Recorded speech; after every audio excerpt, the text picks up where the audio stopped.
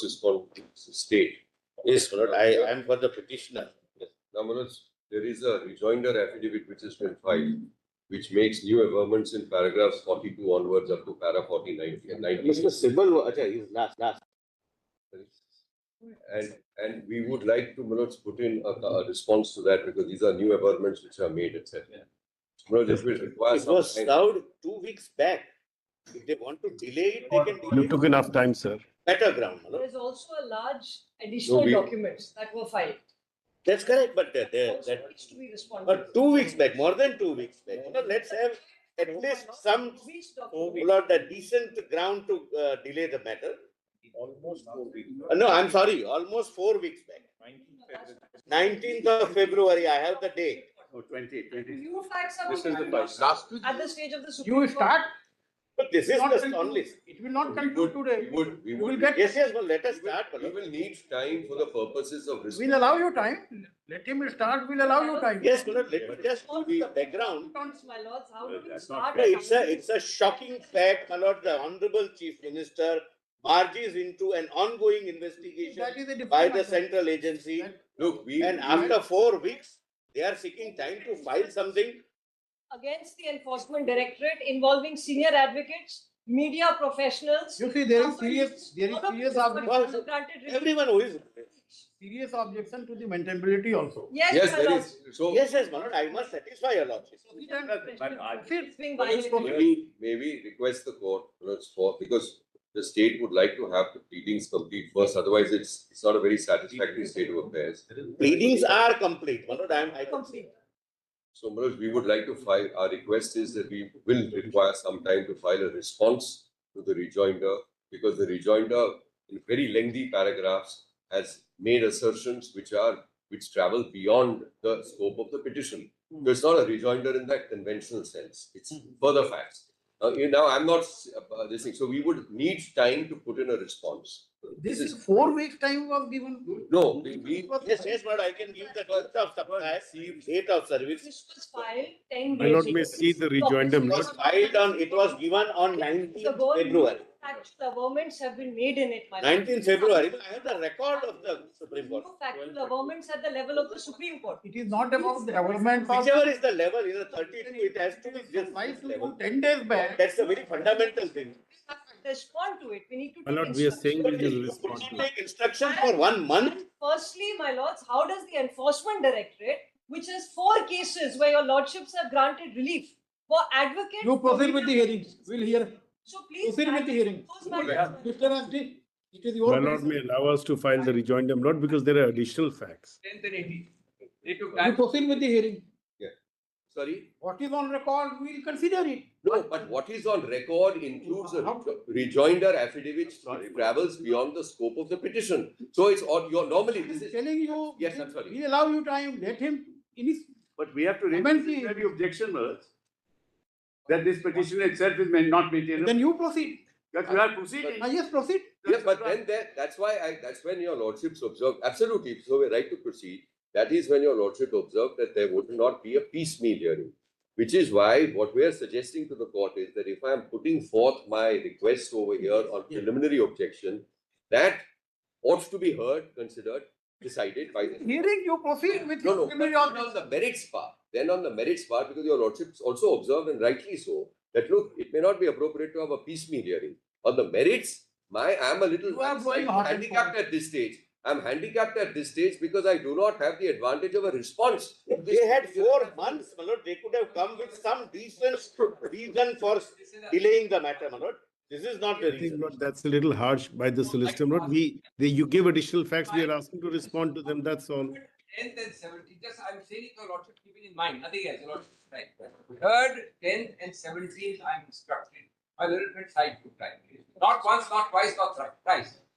That should be kept in perspective. No, but that, What did you say? you see, it is not that since Third, they had taken time, you will also take time necessarily. I'm not saying that. Yes, it is not a battle for adjournment going on between. No, we have never sought In a matter of sensitivity, a matter of. Every matter is sensitive. Every matter is But sensitive. anyway, some matter we feel are more sensitive than others. It requires a detailed It response. may be sensitive for you. My lord, It is For sensitive. us, it is For us, it is definitely unusual.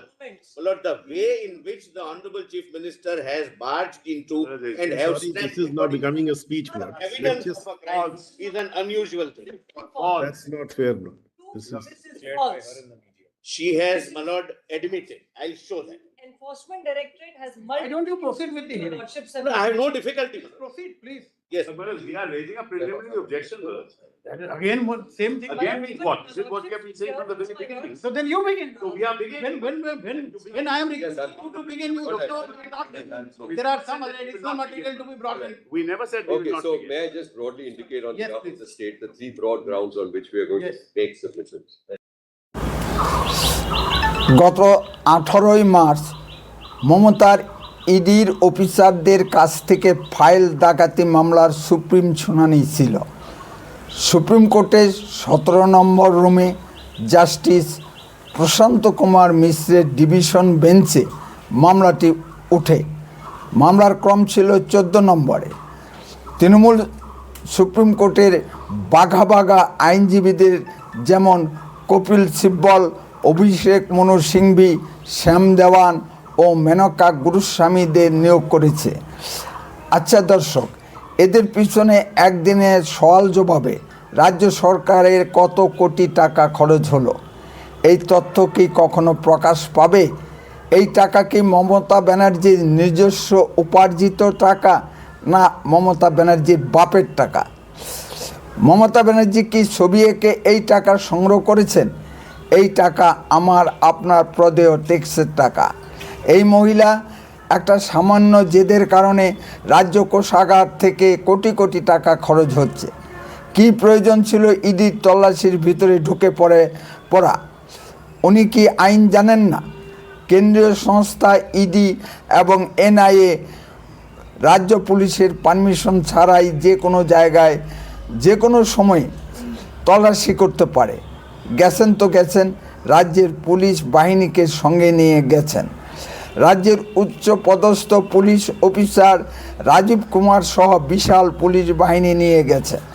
আইন হয়তো উনি না জানতে পারেন। IPS officer Rajib Kumar কি জানতেন না? বেশি চটি চাটার ফল হয়তো রাজীব কুমারদের ভোগ করতে হবে। ইডি যদি বাধা দিত তবে কেন্দ্রীয় বাহিনীর সঙ্গে রাজ্য পুলিশের লড়াই বেঁধে যেত। মমতা ব্যানার্জি মনে হয় সেই প্রস্তুতি নিয়ে গিয়েছিলেন, তা না হলে এত বড় পুলিশ বাহিনী নিয়ে যাবেন কেন? মমতা ব্যানার্জি ইচ্ছা করে কেন্দ্র রাজ্যের ভিতরে একটা সংঘাত বাঁধিয়ে দিয়ে সংবিধানকে সংকটে ফেলতে চেয়েছিলেন। দেশদ্রোহী মহিলার পক্ষে সব কিছুই সম্ভব। মমতা ব্যানার্জি রাজ্যটাকে আস্থা করে নিয়ে যাচ্ছেন। রাজীব কুমাররা যতই রাজ্যসভার সাংসদ হন না কেন, আইন কাউকে ছেড়ে কথা বলবে না। পশ্চিমবঙ্গে যদি পরিবর্তন আসে, এই মামলাগুলো আরও জাঁকিয়ে বসবে। তখন দেখব রাজীব কুমাররা কোথায় যান। আদতে রাজীব কুমাররা উত্তরপ্রদেশের বাসিন্দা। বিজেপির সঙ্গে একটা লিঙ্ক বের করে অবশ্যই বাঁচার চেষ্টা করবেন। চোর রাজীব কুমারের কি কোনো শাস্তি হবে? সাওদা চোর এবং হাজার হাজার গরিব বাঙালিকে পথে বসানো রাজীব কুমাররা সংসদ আলো করেই বসবেন। এটাই অসহ্য। নমস্কার, আপনারা শুনছেন উত্তরে কণ্ঠ থেকে আমি প্রভাত বসাক, তুফানগঞ্জ, কোচবিহার। সুধী দর্শক মণ্ডলী, আপনারা আমার ভিডিওটি যে যেখান থেকেই দেখছেন তাদের সকলের প্রতি প্রীতি ও শুভেচ্ছা রইল। আশা করি ভালো আছেন। চ্যানেলটিকে লাইক, শেয়ার, কমেন্ট ও সাবস্ক্রাইব করে পাশে থাকুন। কথা বলছিলাম 18 মার্চ সুপ্রিম কোর্টের হিয়ারিং পর্ব নিয়ে। হিয়ারিং পর্ব শুরু হওয়ার সঙ্গে সঙ্গে মমতা ব্যানার্জির উকিলগণ একযোগে আরও 2 সপ্তাহ সময় চান। তখন জাস্টিস প্রশান্ত কুমার মিশ্র প্রশ্ন তোলেন, 4 সপ্তাহ তো সময় দেওয়া হয়েছে, এখনও আরও 2 সপ্তাহ সময় চাচ্ছেন কেন? যাই হোক, সময় দেওয়া যাবে, আপাতত হিয়ারিং পর্বটা শুরু হোক। শুরুতেই মমতা ব্যানার্জির আইনজীবীগণ শ্যাম দেওয়ান প্রশ্ন তোলেন, এই মামলা ইডি করতে পারে কি না, তার যৌক্তিকতা নিয়ে প্রশ্ন তোলেন। একটি সাংবিধানিক বডি আরেকটি সাংবিধানিক বডির বিরুদ্ধে মামলা করতে পারে কি না? নানা উদাহরণ টেনে শ্যামদান ঘন্টার পর ঘন্টা বলতে থাকেন। শ্যামদান প্রশ্ন তুলেন, ইডি কখনো মুখ্যমন্ত্রী মমতা ব্যানার্জির বিরুদ্ধে মামলা করতে পারে না। এই করতে করতেই লাঞ্চ ব্রেক হয়ে যায়। লাঞ্চ ব্রেককে 1.5 ঘন্টা পর পুনরায় শুনানি শুরু হয়। মেনকা গুরুস্বামী প্রশ্ন তোলেন, এই মামলা 2 জন বিচারপতির ডিভিশন বেঞ্চে চলতে পারে না। এখানে সাংবিধানিক প্রশ্ন জড়িত। অন্ততপক্ষে 5 জন বিচারপতির ডিভিশন বেঞ্চে এই মামলা চলতে পারে। তখন বিচারপতি প্রশান্ত কুমার মিশ্র বলেন যে এই ধরনের ঘটনা যদি চলতে থাকে, আরও কোনো মুখ্যমন্ত্রী যদি এই কাজ করেন, তাহলে তো ভারতবর্ষের সংবিধানটাই ভেঙে পড়বে, আইন কানুন বলে কিছু থাকবে না, এটা কখনো চলতে পারে না। ইডি তল্লাশির ভিতর মাননীয় মুখ্যমন্ত্রী মমতা ব্যানার্জি ঢুকে পড়াটা অনভিপ্রেত ঘটনা। বিচারপতি প্রশান্ত কুমার মিশ্র অনভিপ্রেত ঘটনা বলেই বিষয়টি ছেড়ে দেন। আমরা ছোটোবেলায় পড়েছিলাম আইন ধনী গরিব সকলের জন্যই সমান, কিন্তু বাস্তব ক্ষেত্রে দেখা যাচ্ছে ভারতবর্ষে আইন অর্থবান ও ক্ষমতাবানদের জন্যই। আর যদি আমাদের মতো কোনো সাধারণ লোক এই ধরনের ঘটনা ঘটাতো, তার কি হতে পারে? কম করেও 2 বছরের ভিতর জামিন কি পাওয়া যেত? জেলে পচে মরতে হতো। যদি রাজ্য পুলিশের তল্লাশির ভিতর কেউ বাধা দেয়, তাহলে কি রাজ্য পুলিশ তাকে ছেড়ে কথা বলে? আমাদের ক্ষেত্রে বলা হতো অপরাধ, আর মমতা ব্যানার্জিদের ক্ষেত্রে বলা হলো অনভিপ্রেত ঘটনা। কেন বললাম আইন ক্ষমতাবান ও অর্থবানদের জন্য? তারা আইন কিনে রাখে। ক্ষমতাবানদের জন্য সুপ্রিম কোর্টের মাননীয় বিচারপতিদের ভাষায় ও পরিবর্তন হয়ে যায়। যেহেতু মমতা ব্যানার্জি ক্ষমতাবান ও অর্থবান, তাই এই ঘটনা অনভিপ্রেত, আর আমাদের ক্ষেত্রে অপরাধ। এটাই আমাদের ভারতবর্ষ। উপরের দিকে থুতু ফেললে নিজের মুখেই পড়ে। কার সমালোচনা করব? তবুও আমরা ভারতবর্ষের সমালোচনা করতে পারি, কথা বলতে পারি, কিন্তু বাংলাদেশ পাকিস্তানের দিকে তাকিয়ে দেখুন, সেখানে কি সমালোচনা করা যায়? সমালোচনা করলেই জেলের ভাত খেতে হয়। মমতা ব্যানার্জি নিজেই বলেছেন, তিনি জোর করে ইডির কাছ থেকে ফাইলপত্র ছিনিয়ে নিয়েছেন। এই সকল ঘটনা তো ডকুমেন্টেড, আমরাও দেখেছি। নিশ্চয়ই ইডির কাছেও তার ভিডিওগ্রাফি আছে। এখানে দেখালাম না, কারণ আপনারা আগেই সব দেখে নিয়েছেন। আবার সুপ্রিম কোর্টে গিয়ে মমতার আইনজীবীরা বলছেন ইডির পারমিশন নিয়ে নাকি মমতা ব্যানার্জি সব কিছু নিয়ে এসেছেন। ইডির কাছে সব প্রমাণপত্র আছে, চিন্তার কোনো কারণ নেই। ভারতের সলিসিটর জেনারেল মিস্টার তুষার মেহতা মমতা ব্যানার্জির আইনজীবীদের বিরুদ্ধে তীব্র বিরোধিতা করেছেন। মমতার আইনজীবীরা 1 মাস পরে নেক্সট ডেট চান, কিন্তু বিচারপতিগণ তাতে রাজি হননি। নেক্সট 24শে মার্চ মঙ্গলবার আবার শুনানি পর্ব হবে।